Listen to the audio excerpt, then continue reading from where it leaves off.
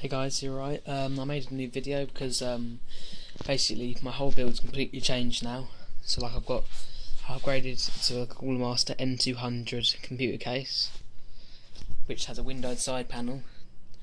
I'm not sure if this is an official sort of model of case, but I bought it from a website brand new that seems to do window conversions for cases. But you can also tell, like, just say in the comments if it's like an official thing to have a window. Yeah, basically I got the case today. I've completely rebuilt the system, basically from the ground up. That's my old case, which is the Fractal Design Core 1000, which I completely wrecked, trying to fit a 240mm rad in there. It did fit, but basically I just wanted an official 240mm rad with like hard drive and stuff. But this clearly isn't good enough for a hard drive. So yeah, I think it was time to upgrade. Basically, some of the new components, I went ahead and splashed out on a Maximus 6-gene motherboard, which is, you know, one of the best micro ATX, if not the best micro ATX motherboard out there. This case looks a lot smarter. If I shine the light on it, it can see the 240mm rad in the front with the fans. Yeah, so that's what it looks like inside. Looks nice, doesn't it? So yeah, I'll take the side panel off. Also, I would note the side panel is a lot easier to take off on this case. I was actually quite surprised when I first took it off. It almost felt like it fell off, but it just came off really easy in your hand. No pressure needed at all, and it comes straight off.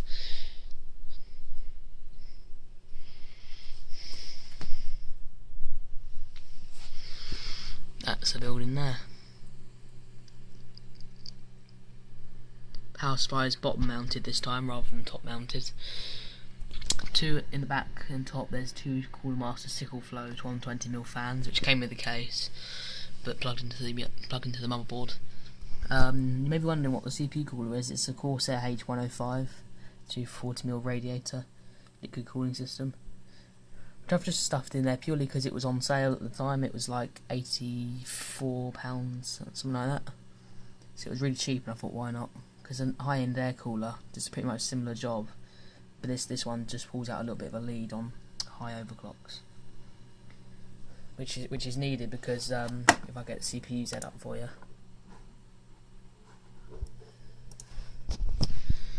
Yeah, it's like my wallpaper, Republic of Doge. I just thought it'd be funny. Yeah, 4.4 GHz at 1.36 volts, which is a pretty ridiculous voltage, but my i5 is really bad at overclocking, and that's what it needs to stay stable.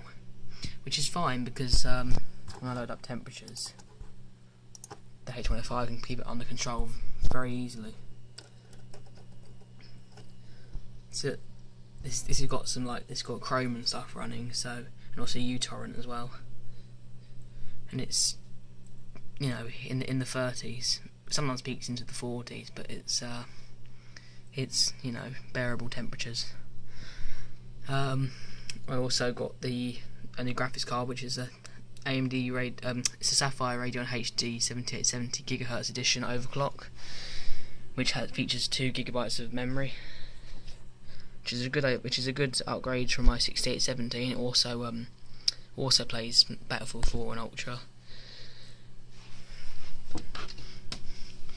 Still the same 8 GB of RAM in there. I might upgrade to like 16 or 32 in the future, depending if I see it necessary. Yeah, there's the 160 GB Western Digital hard drive in the bottom there.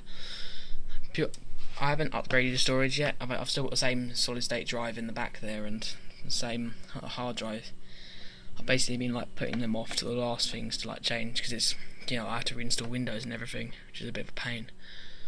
I mean, basically this whole front here is like gloss plastic, and it's really nice. It's really classy. It's really classy. So yeah, I decided to not to put an optical bay in there because not to put an optical drive in there because who uses optical drives anyway nowadays? And also it wrecks the uniformity of the bay there. So basically, yeah, that's pretty much it. But basically, it's just a bare, like sort of quite a big upgrade from a Core 1000. Like, you know, it has more fans. It has an option for 140 or 120mm fan on the top, 120mm or a 92mm, and an 80mm on the back. I've got 120mm sickle flow installed. In the front, of course, I've got my H105 radiator with two of the stock fans, which are the, I do believe they're the SP120L fans. It's just sitting in there. I might just go and like replace all the fans all round when I have more money. Probably get like some Cougar fans, or maybe not Tours, depending on like whether I want airflow or for quietness. Yeah, basically like there's all this nice red colour scheme with the board, Maximus 16. Oh yeah, I forgot, still the same processor, which is the i5 4670K under there, with a stock thermal compound for the H105s, which seems to be, you know, performing really well. No need to change it at all.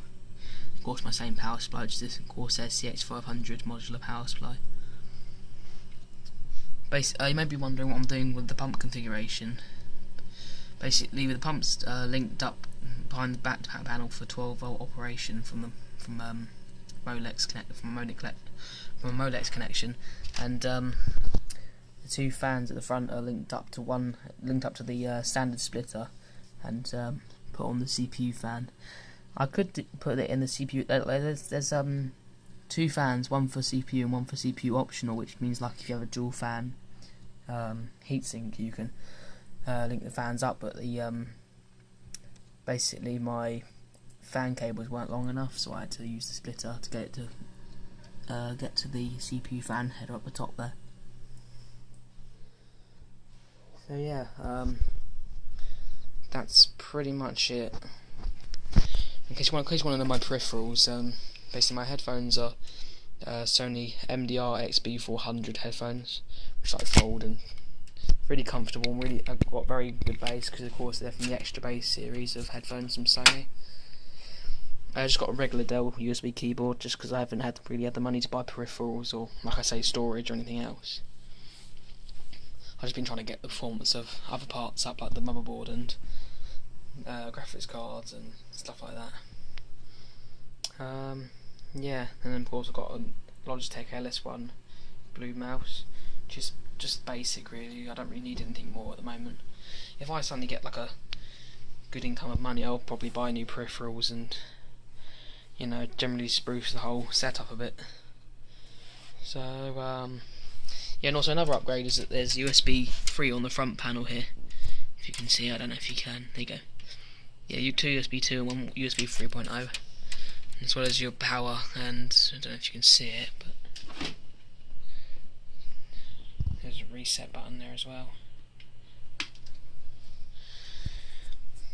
So yeah, apart from that, that's pretty much it. So cheers guys, see you in the next video.